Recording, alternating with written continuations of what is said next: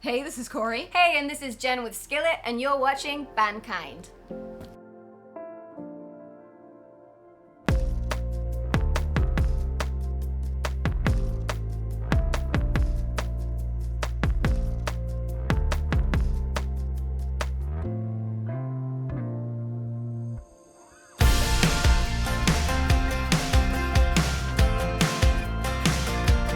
Hi, I'm Nick at Bandkind, and we're here with the ladies of Skillet. Let's find out what's going on. You guys glad to be back out on the road? You know it. Definitely. Mm-hmm. You talk. Oh, I mean, it's after the 2 years off, you know, Yeah. the fact that we get to play live music again and see people face to face, you cherish it and appreciate it so much more than you even thought you could. It's been so special. There's only so much YouTube concerts that you can go to. Yeah. Right. Six And we screens. didn't even know if it would ever come back. Yeah. You know, when it first all got shut down, you're like, will we ever play live music again? We don't know.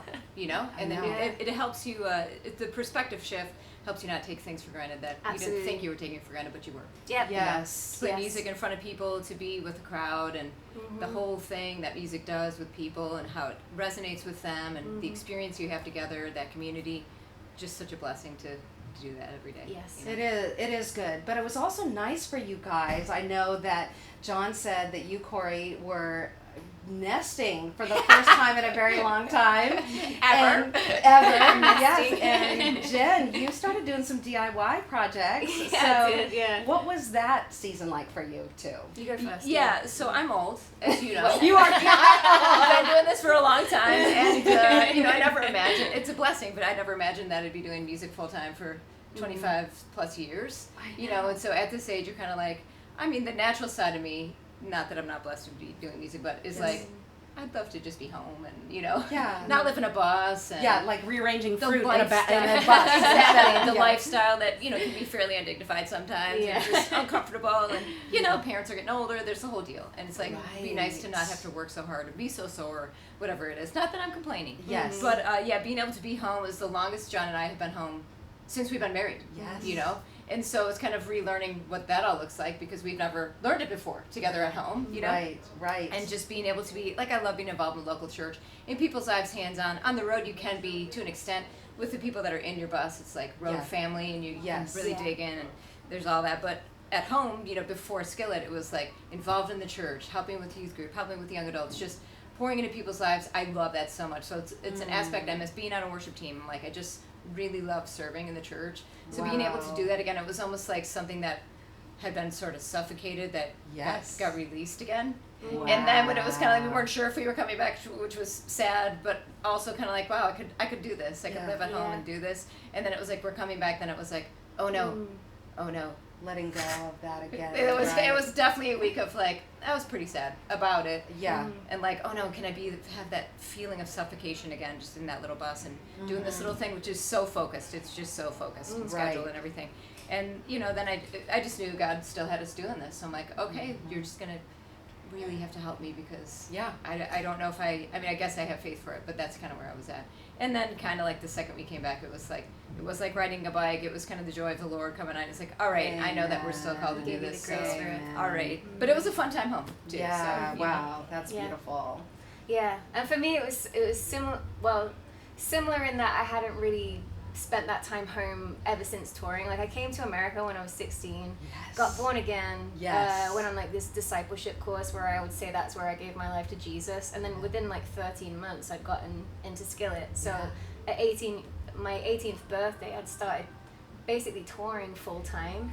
So for me, it was like I actually got to really reap the benefits of church community life. You know, I have Right. so many friends that I've known since I was 18, but like Korey and John started this amazing young adults group when we were back, and I kind of felt like I got to really reap the benefits of community in a way. I made so many friends in like a closer way because we were doing small groups Yes, together, we were going right. through books together, and it was such a hard season for so many, but we like made the best of it, and it was incredibly fruitful.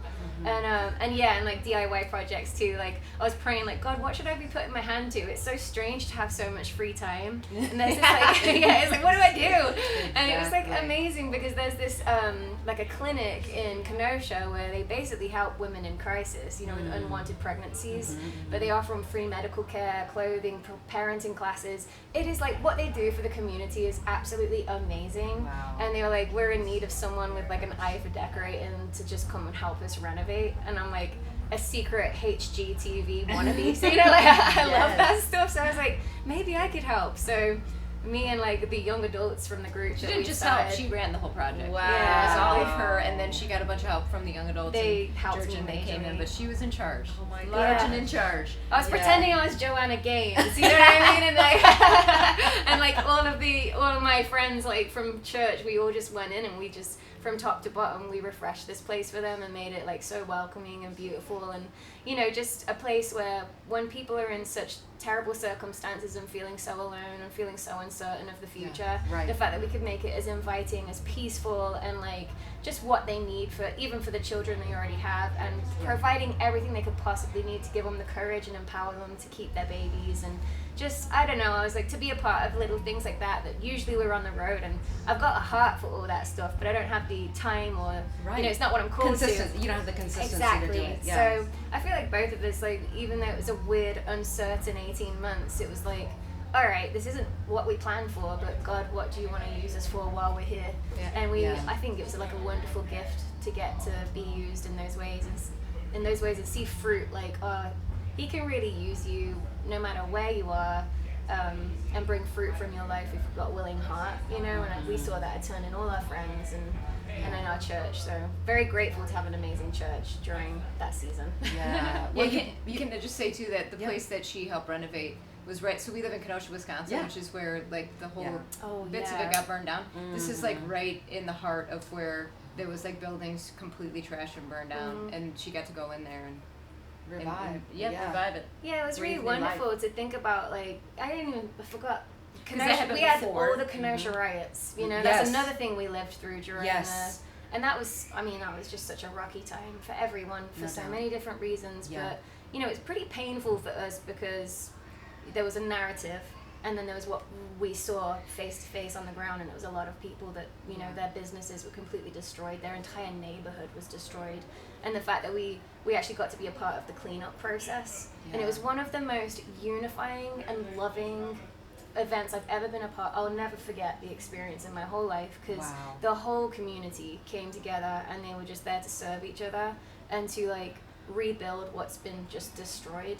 And you know, how it was represented was completely like untrue, but what actually happened in the city was like, yeah, we were shaken up, but man, we saw a ton of unity and love after, and then getting to like come in and renovate the sort of crisis pregnancy center, which was in the heart of the community that had been so devastated. There was something kind of special with getting to connect with everyone there, and stuff I would never get to do being on the road. So wonderful gifts. I wish more of that aspect of it would have made the press. That would have been wonderful, but there's always a spin. Yeah, it's been a rough couple of years, hasn't it? Sure. Yeah, and I think everyone can kind of see that what the media does isn't really, it's not true at this point. You know? I know. It's unbelievable. Yeah, it is. It really is. Well, you both touched on something about connection with people, and I have found over and over again that bands connect with so many people that it's impossible to really find a connected community.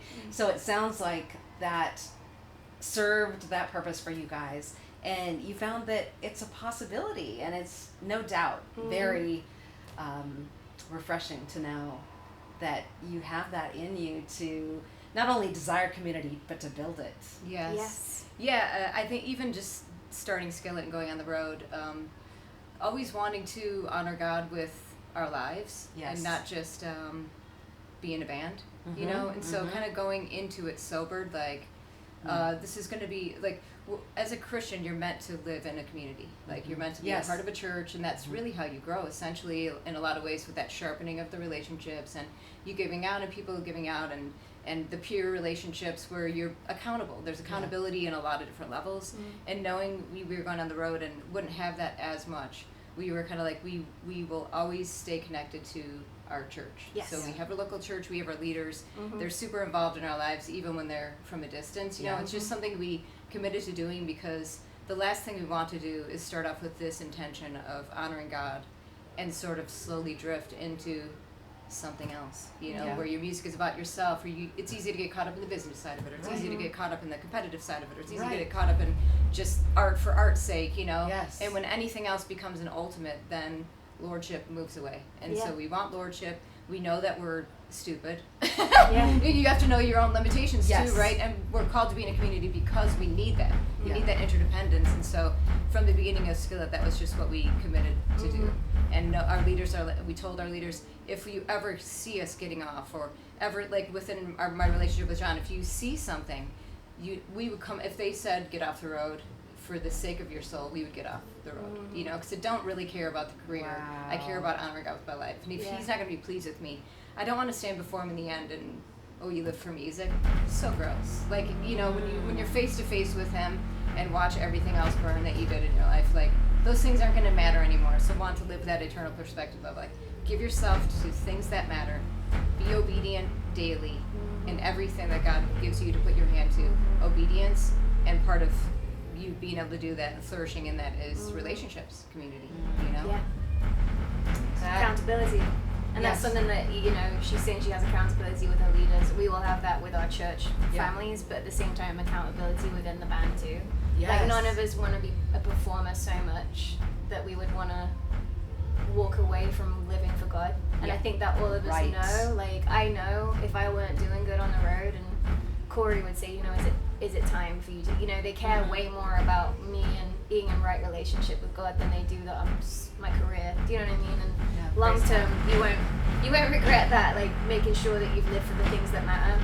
And I appreciate that about John and Korey's, like coming in the road at 18 years old, just getting born again. It was like such a safety net, knowing like we have leaders involved. They also are looking out for me. If they see X, Y, or Z, we'd be quickly making sure, like, okay, that there's just sort of feel safe. So, are you doing okay? Safety nets, you know. And it's great though, and it also is an accountability factor of like knowing that if you were to like not be doing well, like, okay, this actually matters. We're on a platform, people are watching us, people look to us on stage, but they also watch who we are backstage. And I like that there's just a standard that's expected and an accountability if you weren't to be living up to that. Living in the light with each other. Living in the light is important and easy to avoid. Things fester. Road life's hard too. Road life's hard, and being applauded, and when your job is about social media and things like that, that's a confusing place to live in. And if you don't have a good team of people keeping you on track and making sure, hey, where's our perspective, like, it would be really easy to fall down some dark roads on the road, you know? No doubt. No doubt. You guys have shared much wisdom. Every time I talk to both of you, so much wisdom, and I so appreciate that. And I appreciate my very long standing relationship with you and John, and so grateful for what you guys are doing. And I know these folks are hungry to hear your music, and so I cannot wait till they encounter your new stuff tonight. Awesome. Yeah, excited about the new album. We are. And the Panheads rule. The Skillet fans are some of the most special people in the world, and we're so grateful for them. And you know, having 18 months away, we were like, oh, this is gut-wrenching. And now we're back. I'm like, a whole new appreciation for how special our fans are. Yes. And, you know, Christian music fans, we so appreciate all the support we can get. Times are changing, and if we can spread hope and truth through music, like, there's no greater honor. But it takes people like you supporting us and our fans too, so thank you. Wow. Tell me really quick before we go, how about your mom and dad? Are they okay as far as the whole COVID thing? You staying in the US? In the UK? Oh, in the UK, yes. Yeah, so they're in the UK. The UK was a lot stricter than Wisconsin at least. You know, Yeah. state by state. Depends what state you're in. Like, we had kind of a fair amount of freedom, you know what I mean? Yeah. So UK was rough, but they've just released lifted all the restrictions finally. Wow. So, time. Yes. You know, they're doing really well. The fam is okay. The fam is, they made it through, and now they also have some freedom to travel a bit, so that's good as well. Good. Well, I'm excited to see you guys up on stage tonight. Thank you. And I know it's going to be powerful. And so take the stage. Yeah, Woo, that's right. stand in the light. Back at it. Woo! Thank you so much.